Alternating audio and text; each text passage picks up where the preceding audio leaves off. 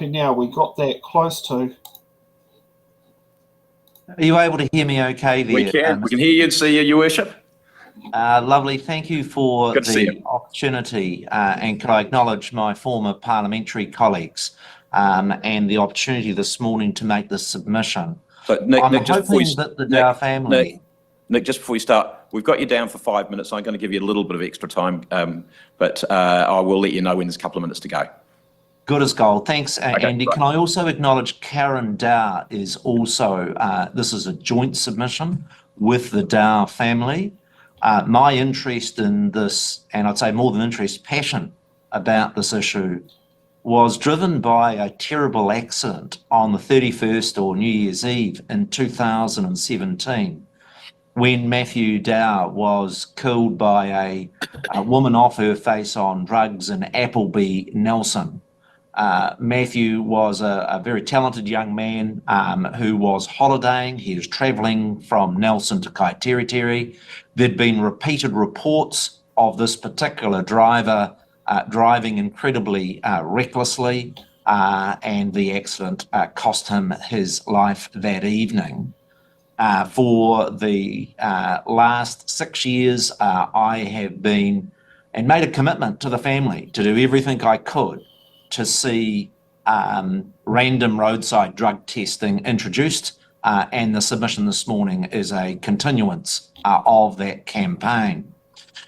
When I look at the statistics of 105 actual deaths per year where people have drugs in their system, and just ever since we launched the petition in Nelson that was presented to Parliament, I've just been amazed by literally dozens and dozens of families contacting me from all over New Zealand wanting to support the introduction of random roadside drug testing. I would share with the Select Committee my experience in the 1990s.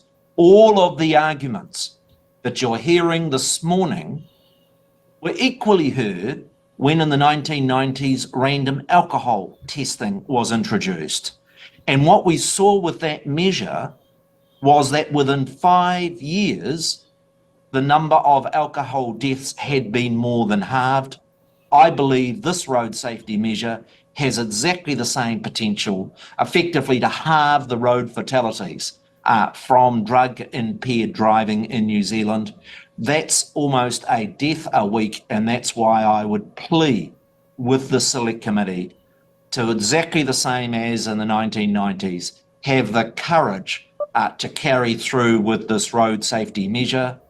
For all the naysayers, I'd point out that both in the United Kingdom and Australia, this safety measure has been in place and has been successful. I do think that the Select Committee needs to be quite practical in the way in which they introduce these provisions to make them workable for the police. The thresholds in the law that was passed some years ago was almost a law that was intended to fail, and would really want the Select Committee to get reassurances from both the Ministry of Transport and Police that second time round this measure is going to be implementable. I'd like to hand over to Karen Dow, the chief petitioner that came through, and the mother of Matthew Dow, who was killed by a drug-impaired driver back in 2017. Thanks, Nick. We've got Karen there. Good morning, and thank you very much for the opportunity to speak. Good morning.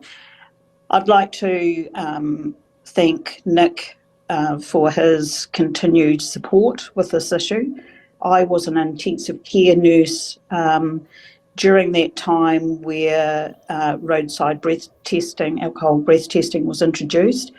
And I, in my workplace, saw firsthand the dramatic effects this had on casualties and road deaths. Matthew's death was not an accident, but rather a preventable incident caused by a drug-fueled driver. In the UK and Australia, a line has been drawn in the sand. and I believe that we need to do the same here. One could argue degrees of impairment, but you could also argue degrees of impairment with the current alcohol breath testing level. A seasoned drinker could argue that they are not impaired at 250 micrograms, whereas a infrequent drinker could be off their face. So I think arguing the degree of impairment is like arguing the length of a piece of string. There's never going to be an end to it. But I think morally, any government has responsibility when there is a known cause for 1/3 of all road deaths being caused by a factor, that we have the tools and we have the manpower to be able to reduce this factor significantly. I would find it morally reprehensible that no government would take action when you had the ability to reduce one single factor that accounts for 1/3 of all road deaths. I acknowledge Julianne Genter in her Road to Zero project, and that there was no mention of driver attitude or driver impairments in her submissions to improve road safety. I find this negligent in the fact that we have a known cause for 1/3 of road deaths, and yet to this day, no government has been able to implement a robust measure as they have with seatbelts or breath testing to significantly reduce road toll. Karen, thank you. I've got questions, first of all, from Tom Rutherford, then from Grant McCallum, and then I've got one if we've got time. Thank you. I'm going to use the buffer I've got here at the moment, guys, so take us to, but we've got about another 3 minutes. Tom. Thank you, Mr. Chair, and thank you, Nick and Karen, both for your submissions. My question is to Nick. Nick, you highlighted what you saw in the 1990s around submissions received at that time around drink driving, and have likened some of the feedback that we've been receiving around people having apprehension towards this legislation in 2024 with drug driving. Can you talk us through the similarities you've seen from the 1990s with drink driving and now in 2024 with drug driving, and what your response would be to those people who are opposed to it for various different reasons? The two big arguments in the 1990s against random roadside breath testing, was that firstly, I have to do a breath test even though there is no other evidence that I'm in any way breaking the road rules. It is totally a random test. And so this whole Bill of Rights legal argument, and I say that it was wrong then and it's wrong now. The imposition on me when I drive down the road, as I did a fortnight ago and was pulled over for 2 minutes to have a breath test, in my view, was a very small inconvenience that I'm happy to have, knowing that there are not going to be drunk drivers on the road. The second argument that was put forward in the 1990s, but alcohol affects people differently. Some person can drink 3 jugs and they're safe as a church, and others have one jug of beer and are a risk. My view is we hear exactly the same argument about drug impairment. Inevitably, when you are a regulator, you have to push a line in the sand. And in my view, that is absolutely true of drugs, whether it be cannabis or P or any of those mind-altering drugs. Inevitably, to make the regime practical and workable, you have to make exactly the same call with alcohol, draw a line and enforce it. Thanks, Nick. Grant. Yeah, g'day. Morning, Nick and Karen. Thank you for your submissions. But question for you, Nick. I know you tried a couple of times to introduce a random testing bill through a members' bill. Why were you unsuccessful? What went wrong there, mate? I had 4 separate attempts at bringing a bill into the House, and as you know, you can seek leave in the House to do so. So in 2018, 2019 and 2020, tried to seek leave of the House. I had a bit of a scrap with the Speaker at the time, and I was deeply offended that the Speaker of the House chose to block the bill. That resulted in a bit of a where I got biffed out of the house. I don't regret it. My view is that when I've got families like the Dowers who have lost innocent lives, but I was disappointed. In my view, the previous government had a huge blind spot because of their soft policy on drugs to this issue of road safety. And when you look at that data of 105 deaths per year, my view is that because of the wider debate and tension between Labor and the Greens over broader drug policy, this was a blind spot. I really thank the Labor members of the Select Committee for supporting the second attempt at trying to introduce random drug site testing, because I really do think, as in the UK and Australia, it's got the potential to save lives. Thanks, Nick. And look, one quick question from me, and if I've got time, I'll go to Julianne as well. And that's, you've gone for random. Now, one of the questions is the cost of doing these is a lot higher, as we understand it, than the cost of doing random alcohol testing.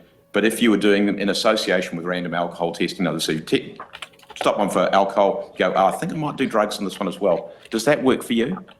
Yes, it does. I've got a huge level of confidence that our police are going to be focused on trying to get the best road safety dividend for New Zealanders. One of the things that really worries me, Andy, and I've got young kids that have interaction with young people, and it's actually a really good thing that alcohol usage amongst young people has actually been declining. I find my own children a lot more responsible. But here's the conversation that really nervouses me. We smoke some dope and use other drugs because otherwise we'll get caught random testing. In other words, at the moment, the bias of the system in having random alcohol testing but not for drugs is actually in the conversations of young people choosing one form of recreational drug over another's, and I think that's a mistake, and I think that's why it's important that you say these are equally serious impairments on driving, and both should be subject to random testing. That's very helpful. Look, Nick and Karen, thank you very, very much. Sorry, Julianne, we've run out of time on this one, but I'll give you the first call next time. Whew. Who wants to go first? Vic's taking that job, not me. All right. I like to take notes when I'm listening to people. So I want to respond to me and Nick. The fact of the matter is that all drugs, even prescription drugs, are mind altering. That's how they work, right? All drugs are designed to alter your chemical response. But some of these drugs, in particular prescription medications, actually improve driving ability if they're used properly, like your ADHD medications and whatnot. Many people that are drug dependent, and this is why I'm a big advocate of public transport, need to utilize transport to get to work.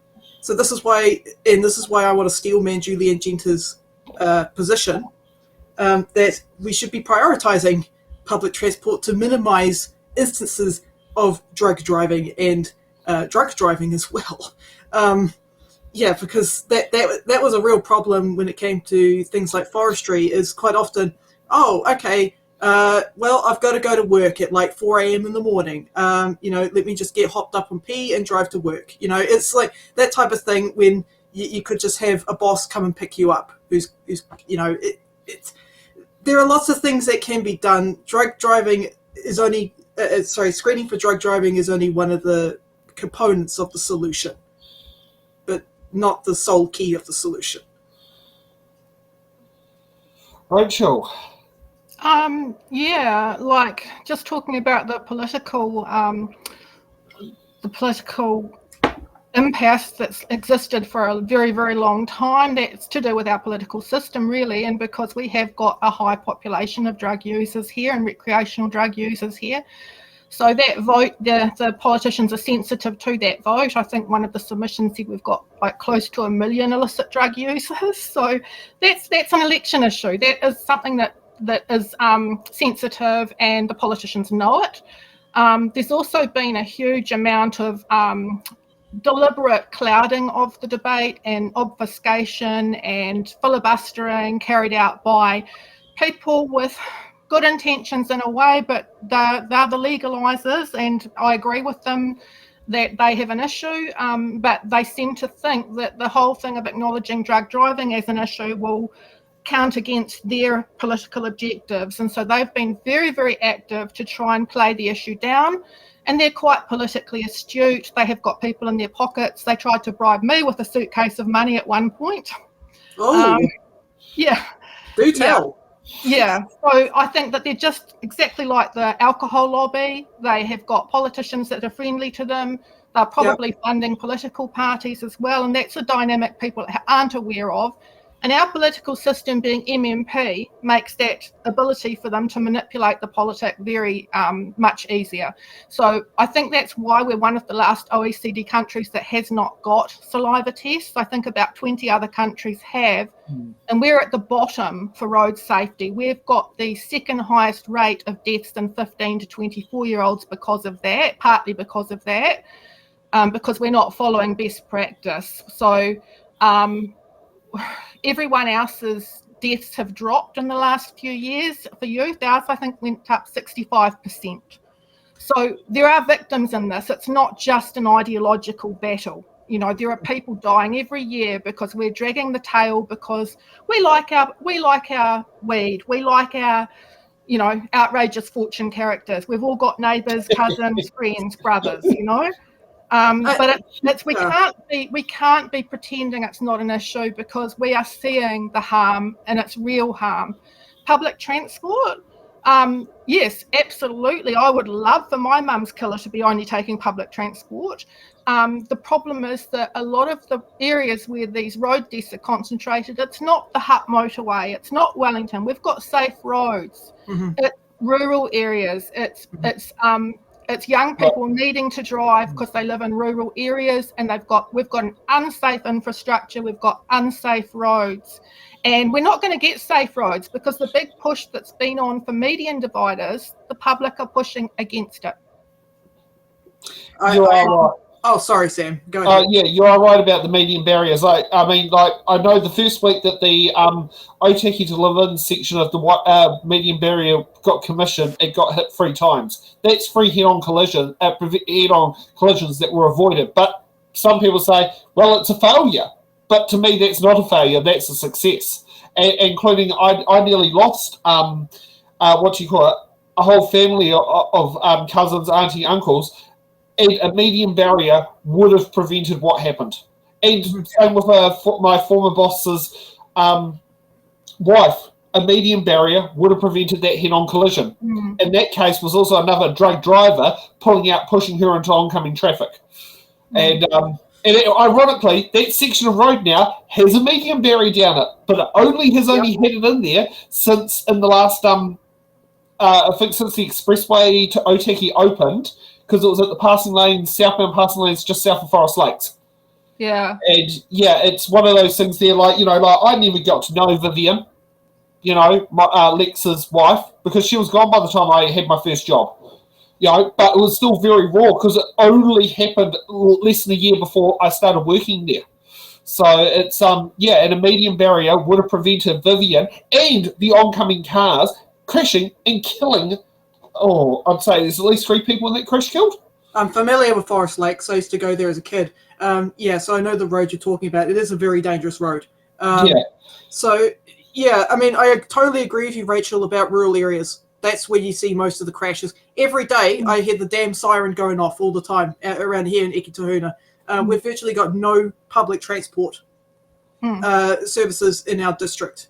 That's how much of a problem it is. And we've got people who are elderly, or people that, take medications for whatever purpose, and it can, some of these drugs can cause people to be fatigued, fatigued driving and stuff like that. And, they fly off the side of the hill, it's into Pukaha where my brother works, it's ridiculous how much could be potentially solved through improving our infrastructure and improving public transport. It's just not going to happen. So we need to focus on driver fitness, and we will for a long time yet, because we're high income country, low wage country, and most of the first world are moving. They're setting legislation right now that within 5 years, all new cars have to have driver impairment prevention systems. We will not get the benefit of that here because our people cannot afford to buy spanking new high-tech cars. We can't even get them to agree on having daytime running lights. Yeah. So, daytime running lights. we need to catch up before we go forward. We're not even caught up with other people have been doing oral fluid testing for up to almost 20 years now. We haven't even got to step 1 before they're moving on to the next thing now, but they've had the benefits of that, and that's why their road tolls, they've had the benefits of that and evidence-based policy for quite a while, and that's why we've got these horrendous road tolls, and we're so isolated down here that people don't realise what the rest of the world's doing, and that it's actually quite normal, unlike what organisations like Normal are painting this as if it's some new thing that's really suspect and got heaps of problems, and it's not actually that at all. It's a common accepted road safety policy in most places in Europe, all around the world. Not just Australia, which is how Nick and things always mention Australia. That's just because they're close to us. It's actually being used. Most countries in the OECD have oral fluid testing in some form. It may not be random, but they're using it. And for Dave, who's put on there, I drive my lights on. Whenever I'm doing long distance driving and I am driving in oncoming traffic lane, I always turn my lights on so the car coming the other direction can tell I'm driving towards them, not driving away from them. So that is what I always do. And if I see something happening the other direction, my first demand is turn the lights on so the car coming the other direction knows, oh, heck. Little safety things there. That's just me, and that's just me. And the interesting thing is, for headlights, if you're driving your headlights on, you're 30% less likely to have a head-on collision. That is true. Yes, that is true. I'll be honest, I don't do that around the city. I only tend to do it when I drive north of Otaki or north of Masterton. What did you, Rachel, I have so many questions because in regards to some of the data that Julian Genter brought up in the debate, I know you haven't seen the debates, but I was just wondering maybe if you had a clue of what she could be referring to, but she said that, and I'll quote her, contributing factors for fatal and serious injury crashes from a 10-year period from 2014 to 2024, overwhelmingly the vast majority is from alcohol. It's 56.6%, a huge contributing factor. The next biggest factor to be fatal in serious injury crashes is inappropriate speed at 30%. Of course, after that is 10% is attributed to loss of control. And usually loss of control is often related to driving at a speed that is higher than safe. So if we go down, drug suspected or confirmed is 7%. No, so they've got a form that the police fill out that goes into the crash analysis system, and it weights speed, alcohol, and lack of seatbelt are given an extra weighting. Right. So okay. It's called the greatest enforceable risk policy. So it's really a monitoring and evaluation tool to see, because we're very enforcement based, our road safety. It's the key cornerstone of our policy. So what that actually does is it invisibilizes other causes like fatigue, drowsy driving, and all that, because if there's 2 of those factors in a crash, they put it in the alcohol or they put it in the speed. Right. Okay. So the actual counting system is called the jelly bean system. That's what we call it. Our unofficial little joke name for it, because it's not funny, but we call it the jelly bean because they get the coloured jelly beans, and the colours they like speed and alcohol, it makes them look good, and it gives them a justification to keep on getting money to spend enforcing those things. So it's not actually a proper reflection of the attributable causes. Yeah, I do know the late Bruce Sidney Flavin, it's a shame he's not alive because he would actually be quite intriguing to put this on there, said that one mistake that could happen with deciding if it's an alcohol-related crash, because he owned a distillery, was driving with alcohol in the vehicle and it gets damaged, but the person wasn't had no alcohol in their system, but that would be still misclassified as an alcohol-related crash. Has that been tidied up, or is that still happening? It's basically just looking at the content of the blood. They're not looking at when they're classing, like the ESR are the definitive studies, because they're looking at the drugs and alcohol in people's blood. And those are saying that drugs and alcohol are running neck and neck. With youth, it's more a combination or more drugs. With people under, because they've got the zero alcohol limit, so it's more drugs with youth. And that's where our big, huge increase in road toll is, because taking away the alcohol, they've just shifted to other stuff, which Nick touched on that. But where was I going with that? Oh, yes. No, it's really complicated to be able to attribute a crash to one cause. There's usually a few causes. So the impact of alcohol or drug may cause you to not deal so well with bad weather, because cannabis causes blurry vision. When at night vision is affected with cannabis, reactions and things matter more when it's wet. So there's multiple causes to any crash, but they set the alcohol limit worldwide years ago when the limit was brought in was 0.08. And the reason for that is when they looked at culpability crashes, even though people aren't extremely impaired at 0.08, and the majority of alcohol-related crashes were at double that amount, they could actually see from culpability studies looking at whether they'd done a major contribution in their behaviour to the crash, that at 0.08, this is how they set that limit, not because people were really impaired, but at 0.08, they could make a legal case that over half of people had done something really stupid, who had died. Who had died, over half. It was about 52%. So they're like, 52% of people at 0.08, definitely the alcohol caused them to die, you know?